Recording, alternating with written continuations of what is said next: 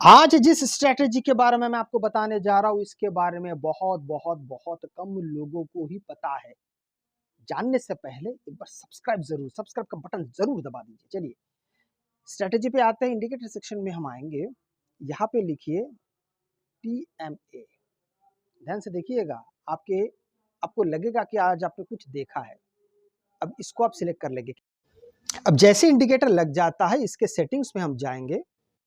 Settings में जाने के बाद यहां पर 12 लिखा हुआ है, इसको कर दीजिए 30।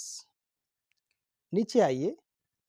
यहाँ पे जो आपको दिखाई दे रहा है ना, एवरेज टू रेंज मल्टीप्लायर 2 लिखा हुआ है, इसको आप करेंगे 1.2। बस स्टाइल में जाएंगे। जितने भी यहाँ पे TMA अप मिड और डाउन वाला है, सबको यहाँ से हम हटा देंगे, इंक्लूडिंग लाइंस को। पेन लेवल्स को रहने दीजिए। ठीक है। अब देखिए चीजें आपके सामने कितना ज्यादा क्लियर आपको नजर आने लगता है। ये इंडिकेटर इतना रेयर है कि इसके बारे में बहुत बहुत बहुत कम लोगों को पता है। अब बात करते हैं कि हम यहाँ पे स्ट्रेटेजी कैसे देखेंगे, हम किस बेस पे लेंगे। क्या हमें यहाँ पे सिर्फ और सिर्फ ट्रेंड के हिसाब से लेना है? हाँ, आप इसको दोनों तरीके से इस्तेमाल कर सकते हैं। आप इसको ट्रेंड के हिसाब से भी इस्तेमाल कर सकते हो, मतलब जिस तरफ का ट्रेंड है आप उस तरफ का आप एंट्री कीजिए। फॉर एग्जाम्पल मैं अगर ट्रेंड की सिर्फ बात कर रहा हूँ, फिर बिना ट्रेंड की भी बात करते हैं। ट्रेंड को समझने के लिए यहाँ पे आप 2 मूविंग एवरेज, ये वाला जो आपके सामने आ गया ना विद जोन कलरिंग, इसको आप सिलेक्ट कर लीजिए। ये हम सिर्फ ट्रेंड को जानने के लिए कर रहे हैं। ठीक है। इसके सेटिंग्स में जाएंगे और इनपुट्स में जाने के बाद 10 को कर दीजिए 40 और 100 को कर दीजिए 50। स्टाइल में आएंगे। सबसे नीचे यहाँ पे जो लेवल्स और प्राइस स्केल है, इसको हम हटा देंगे। बस अब इससे क्या हो जाता है कि आप ट्रेंड के हिसाब से काम करेंगे। अब ट्रेंड जब जब आपको मिलता रहेगा, आप सिर्फ तभी एंट्री करेंगे। जैसे कि देखिए यहाँ पे लगातार मार्केट आपको कहीं पे भी एंट्री दे नहीं रहा है। यहाँ पे आके उसने ट्रेंड चेंज किया, हालांकि यहाँ से वो पूरे रेड में है। तो कहाँ कहाँ पे आपको मिल सकता था? एक ये जगह है, इस जगह से लेके आप यहाँ तक आपको मिल सकता है। दूसरा, इस जगह से नहीं, इस जगह से देखेंगे तो भी नहीं, क्योंकि ये बाद में अपीयर हुआ है। ठीक है। यहां पे संभावनाएं है।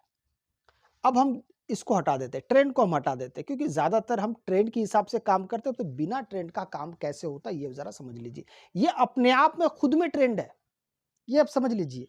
क्योंकि ये आपको बाय सेल सिग्नल, ये आपको बाकी इंडिकेटर जैसे नहीं देता है कि बाद में अपीयर होता है। लैगिंग इंडिकेटर नहीं है। मैं आपको दिखा देता हूं तो आपको चीजें थोड़ा सा आसान और क्लियर समझ में आ जाएगा। यहाँ पर अगर आप देखेंगे तो यहाँ पे कॉल साइड के तरफ एंट्री होने के बावजूद भी यहाँ पे मार्केट अब नीचे की तरफ जा रहा है। ठीक है। लेकिन मेरा आपको दिखाने का तात्पर्य क्या था कि ये लैगिंग इंडिकेटर नहीं है।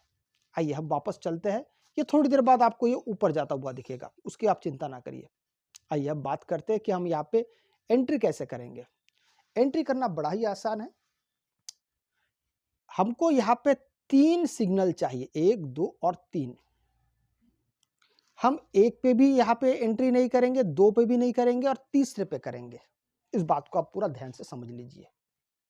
कम से कम ये पे 3 सिग्नल आने चाहिए, 1 2 3, तभी आप एंट्री करेंगे। एग्जिट कब करेंगे?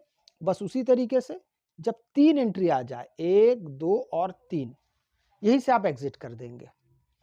फिर से आप दोबारा चाहे तो आप दोबारा एंट्री कर सकते हैं। एग्जिट कब करेंगे? उसी तरीके से, 1 और 2 और 3। याद रखिए हर एक स्ट्रेटेजी में स्टॉप लॉस होते हैं, इसमें भी होंगे।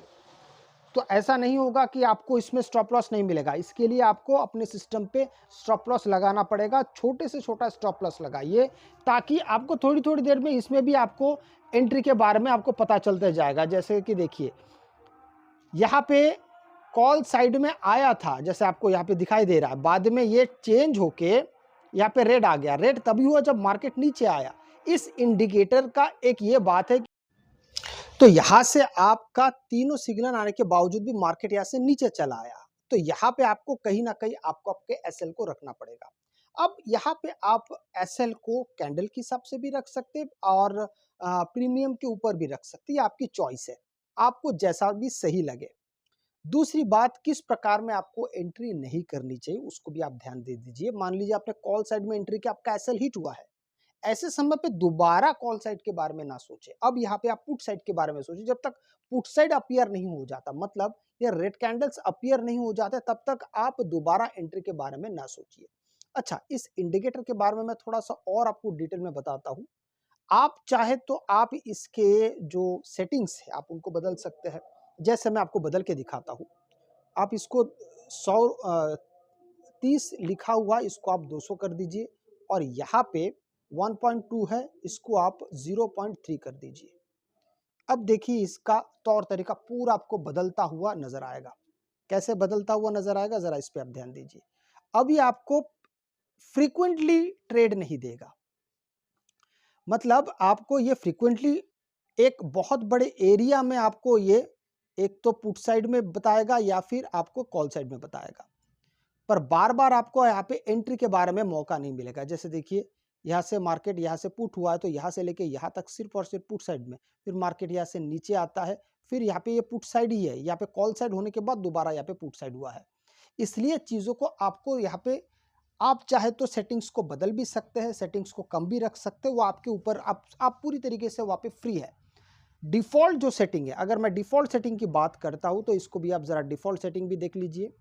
200 था पहले, ये सिर्फ 12 था, 12 के बाद ये आ जाता है, यहाँ पे 0.3 हमने कर दिया था, इसको हम कर देंगे दोबारा 2, और यहाँ पे जितने भी टीएम हैं हम इनको शुरू कर देते हैं। अब देखिए, इसको शुरू करने के बाद ये आपको काफ़ी अभी हैंडी दिखाई दे रहा है, मतलब समझने में, इस्तेमाल करने में काफ़ी अच्छा दिखाई दे रहा है। पर यहाँ पे एक बात ये है कि ये बहुत बार होगा कि ये लैग करेगा, मतलब हो जाने के बाद अपीयर होगा। अगर जो ओरिजिनल, जो बाय डिफ़ॉल्ट जो सेटिंग है उसको अगर इस्तेमाल करने जाएंगे तो वो लैग करेगा ही करेगा। इस बारे में आप पहले जानकारी लेके रख लीजिएगा। इसलिए सेटिंग्स को थोड़ा बहुत आपको बदलना पड़ेगा, तब जाके ये अच्छा काम करने लगता है। पर हाँ, अब इसमें जो मैंने आपको पहले कहा कि आप चाहे तो इसमें आप ट्रेंड कोई भी इंडिकेटर का लगा के आप इसमें काम कर सकते हैं, या सिर्फ इसका इस्तेमाल कर सकते हैं। दोनों ही आपकी मर्जी पे काम करेगा। अब ये हमने 1 मिनट टाइम फ्रेम पे किया है, आप इसी चीज़ को आप बड़े टाइम फ्रेम पे भी जा सकते हैं।